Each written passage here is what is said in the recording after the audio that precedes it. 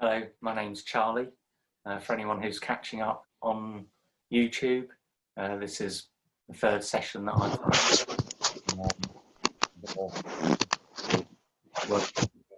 If you've got a beanbag or a ball, I'm going to do a little bit of work with throwing and catching and dropping, and a little bit of movement, maybe a little bit on the eagle. Anyway, let's get started. So for anyone who has a beanbag, that's fine. Anyone who's got a ball, could you hold up a ball if you have a ball? And let me just change views, and so a few people have a ball. That's good. So that's great. Is it a ball like a bouncing ball, or no? Just that one's so some people's are juggling balls, as it were. Okay. Right. Well, let's. I'm gonna work with. I mean, it doesn't matter. Use a ball or a beanbag. If you've only got a juggling ball, that'll be fine. So I've got to work out where you'll be able to see me. This looks okay. So so just do some dropping and catching.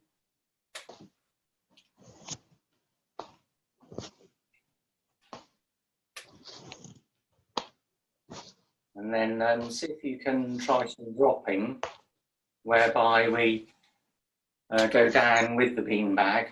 We're trying to mimic the fall with the beanbag. So see if you can prolong the catch.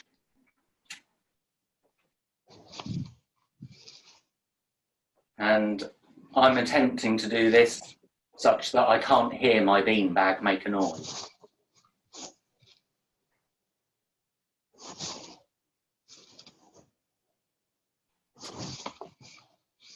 And try the other hand.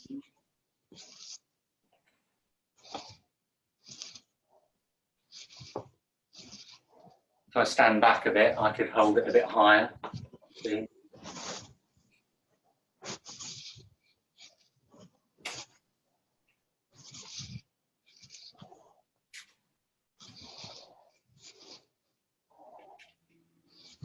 And when you've got the bottom, you could try throwing the beanbag up to catch. So we go down with the beanbag and throw up. We mimic the beanbag going down, and we throw the beanbag up.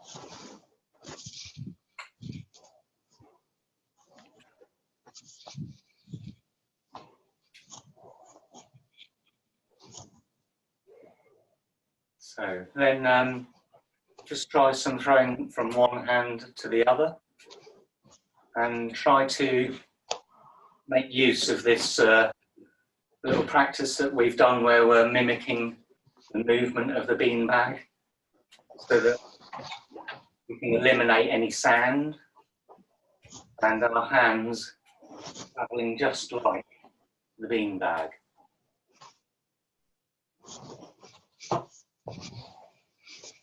You can extend going back with the arm. We're trying to,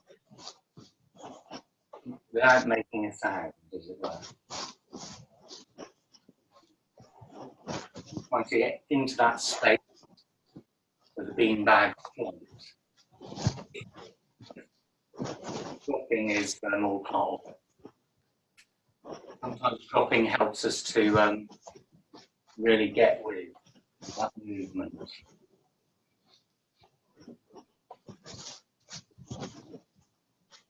So then what I'd like you to do is mimic throwing the beanbag up and coming down with the beanbag, and see how close you can have the beanbag to your hand. So you could start off just raising and lowering, up to the point of which the beanbag isn't flying, but we're just lifting it and bringing it down. And then see if you can speed that up so that your hand is hovering underneath or the beanbag is hovering in flight just above the hand.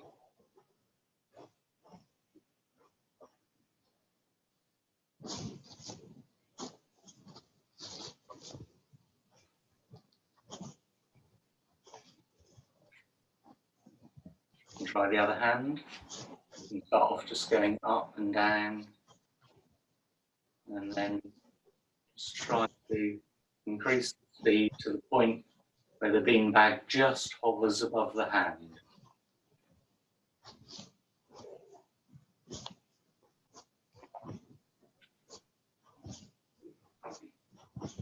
And be ready for that change of direction when the beanbag reaches the top.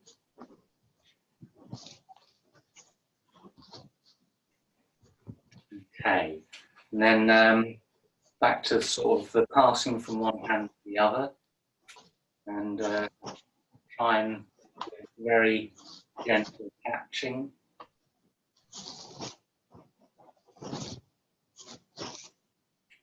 And then I thought it'd be nice to have a go where we throw the beanbag over the hand, and the hand has to do this turn that we have in so much of our movements to catch the beanbag.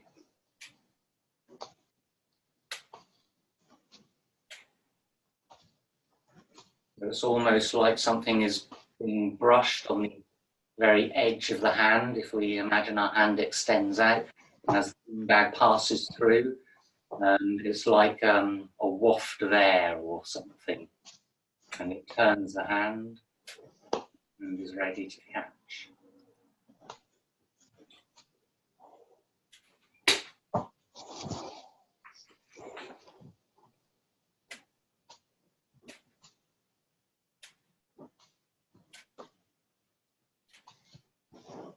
I haven't tried this, but I'm just wondering if it's possible to throw the beanbag and turn the hand, and then come down and mimic the speed of the beanbag, so that we can have the turning of the hand and then the mimicking the movement of the beanbag to catch it.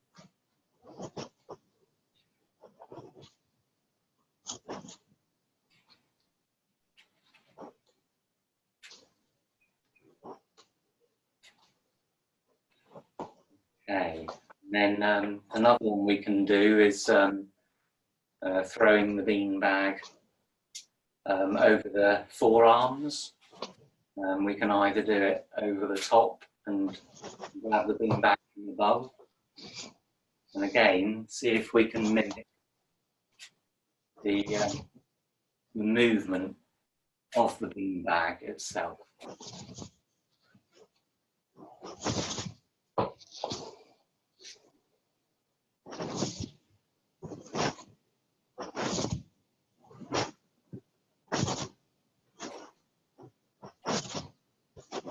Trying to predict its dynamic flying beanbag. Right. For anyone who has a ball, any ball, I'll just show you something that you might have done before. My son was doing it. I'd recently got this ball, which claims that it bounces something like 23 times.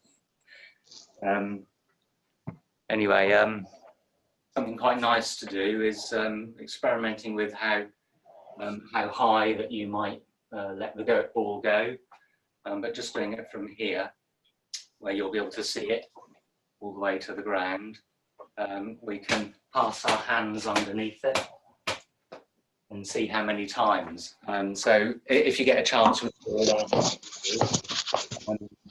yeah, I recommend doing that, and you can drop it from up by the ceiling and see how many you can do.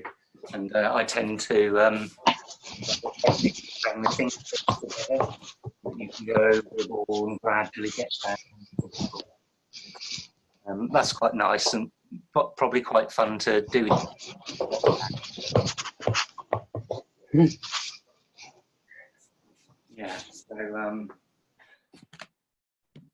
So then I'd like to do some work on the eagle, and I was looking back at Fritz von Bothmer's book and looking at the roundelays, and for anyone who's familiar with the roundelays, they're like an introduction, an unconscious introduction to the Bothmer exercises. You've got the jump on the wall, you know, which we have in the balance, or jump to the middle point. And then the last part of one of the roundelay sequences is this ringing the bells, and ring the bell, and ring the bell that strikes the hour. Anyway, so this ringing the bell, we can see the curl down in this. We can see the eagle in this. So I thought it might be nice to use this picture of ringing the bell for the eagle. With ringing the bell, you know, it's this idea of pulling the rope, and so it's wonderful for us. So it's got this picture, and we're trying to employ picture as much as possible in our movements.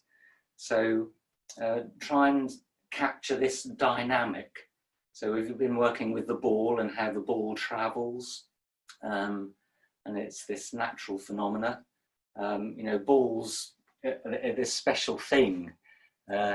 We see how children are attracted to them, and it's this capturing, you know, visually, this special dynamic that we as human beings have a relationship to. So we see the dynamic, you know, forces in nature through wind and waves. So yeah, I've been taking little videos to slow this down on slow-mo, and another nice one is a book on a wall in the wind. It was windy the other day, and it was a Grimm's thick fairy tale book, and the wind was catching these pages and blowing them up, and then they would come back down, blowing them up, and it's this sort of flutter and this lift and then turn over, and which we try to employ in the hands a little. So that rather than it's just this sort of mechanical turn, it's got this this dynamic where the speed changes. It's sort of slow and then, you know, speeds up, and it's this that excites me with the ball. You know, and the ball goes up, or the beanbag goes up, and it slows down, changes direction, and speeds up again. So I like to employ this in my movement, and it feels like it gives something extra to the movement when we can add a dynamic force. And dynamic force is something that Bothmer talks about in this original book that's been written long ago. So so yeah, we've got the form, and we've got the force, which we might consider is present with, you know, this picture of the horse underneath. We'll have it in movement towards the goal. You know, where we make the fist from behind, and we have this power, which is mostly down below. So yeah, so getting onto the eagle, I'll dip this down, and so you won't see my face so much. So we'll work on this ringing the bell picture with the eagle. So you can either, I mean, with ringing the bell, I'm not sure that you would have one front ahead of the other, but with the eagle, that's how we have that comfortable half a step or 3/4 of a step forward, whatever is your comfortable position. I encourage you to play with that amount to work out where your best balance is. And then this, from the hands above, this, it's like describing a circle, a bigger circle with the fingertips, and a smaller circle with the head as we come down and through. And so try and imagine this, ring the bell, ring the bell, ring the bell. And so we can do 3 of these swings, and each time you could come higher and higher into this inverted vertical, where we're upside down and the hands are travelling up and pointing up towards the ceiling. So just try this swinging action, and we can come higher in that inverted vertical. And just play with that picture of this ringing the bell. Ring the bell. And ring the bell. And ring the bell. And so for this, the end part strikes the hour, we could imagine, it's maybe not the best picture, we could try and employ another picture. When we come swinging through on that 3rd one, and the line in the roundelay would be that strikes the hour, we could imagine, you know, as the hands are vertical, and then this opening out. So try and imagine a time lapse of a rosebud, and this opening out and becoming full. So so we've been in this this distorted, inverted vertical, and we're having to find our way out. And so imagine this just this growth and emerging. And so we're emerging out of this difficulty into the widths. And it's through the widths that we can find our stability in the exercise, perhaps. So have a little run through with that. So you can do the 3 swings. Maybe I'll tilt my monitor up and we'll get the higher part this time. I've got these beams that are a little bit challenging. So ring the bell. Ring the bell. And ring the bell. Strikes the hour. So this sort of thing here. And then from here, we turn from the outsides of the fingers first, running down the arms, coming down onto the heel, and the head and gaze lifts to the horizontal. And then we can come together at the top, and then we can come to, we'll do 3 ring the bells. Ring the bell. Ring the bell. Ring the bell that strikes the hour. Coming over and up. And then go straight into the exercise all the way through.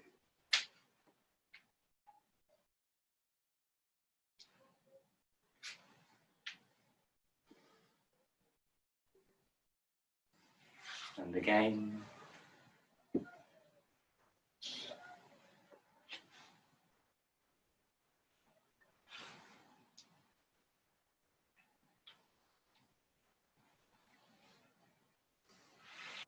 One more. Going over the top. Swinging down. Arms vertical. Opening it out like that bud of the rose. And then the toffee wrapper, turning from the fingers down the arms, down onto the heel, head gazes up. We'll finish on that one. So something else I thought we could work with was where we stand still, finding our vertical, remembering our rib lift, imagining we're suspended from the head and the whole skeleton hangs down. And then have your gaze follow left around the room, and then follow your gaze right around the room, and then back again, going from left to right. And the head moves in sympathy with the eyes. So it's like the eyes lead the movement of the head.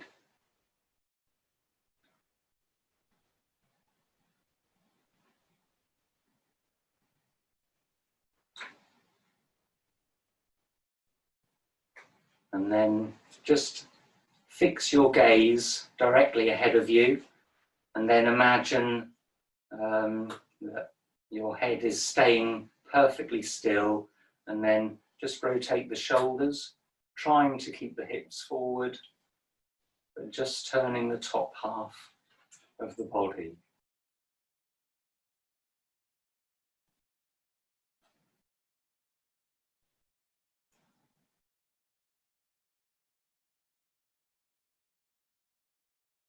You can imagine your head is kept still. Now that's easier to do with a partner. And then what I'd like to do is some of the domes. I feel like this is present in the domes for us. So.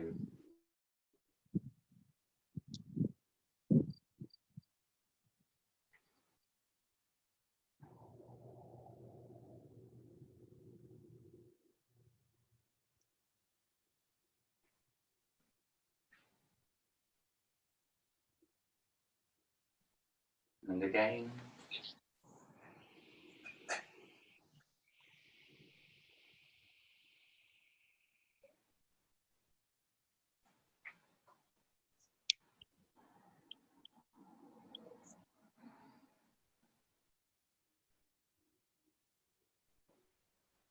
And then we've got time to do some of the walking in symmetry.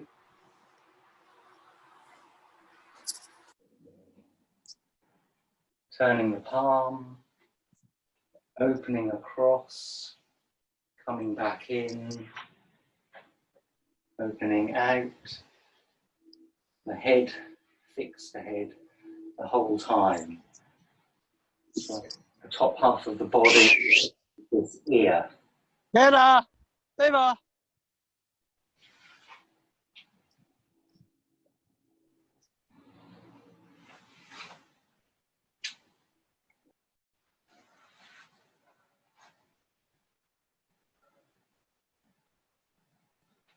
And another one through if you've got room to do a few. Come to the top, turn of the palm, take a measure and come onto that front foot.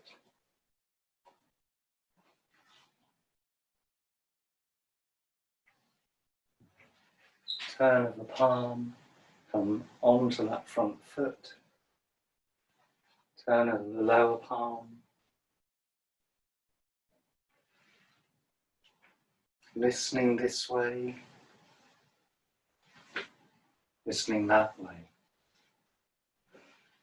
Listening this way. Listening that way.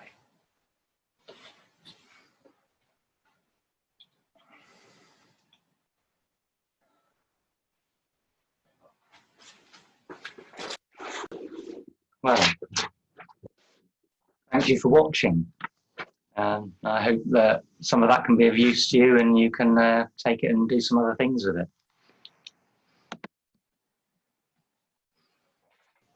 Yeah, thanks very much, Charlie. That was really wonderful to have that time and space with the ball and the beanbag, and I really loved the picture that you gave of the pages in the wind.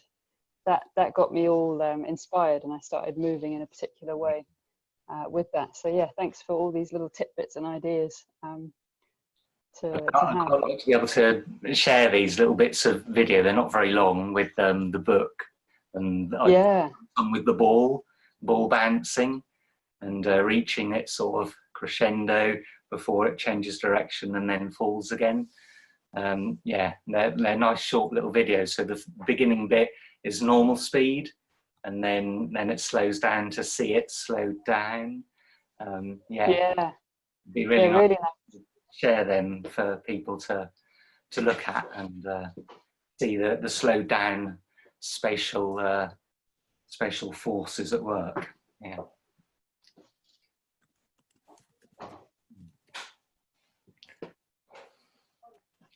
Well, and it's been so long since we've played with balls, so yeah, yeah, that's what as well. Finally doing something with that again. When I got these in the post, I was like, oh, yeah. So we just opened them up and we had a mad sort of ball time.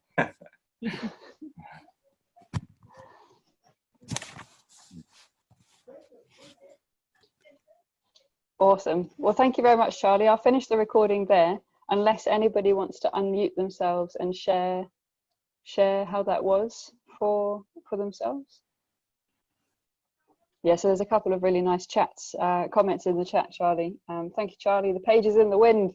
Lovely. Thank you, Charlie. It's a really lovely and useful session. So yeah, really nice. How do I save the chats? I can't remember how. So there's if you open the chat section, there's a file bit at the bottom, and there's 3 little dots. Save chat. Save chat. Yeah. Great, thank you. Awesome. Well, I'll finish the recording and we can stay on and chat for a little longer for those that are able to.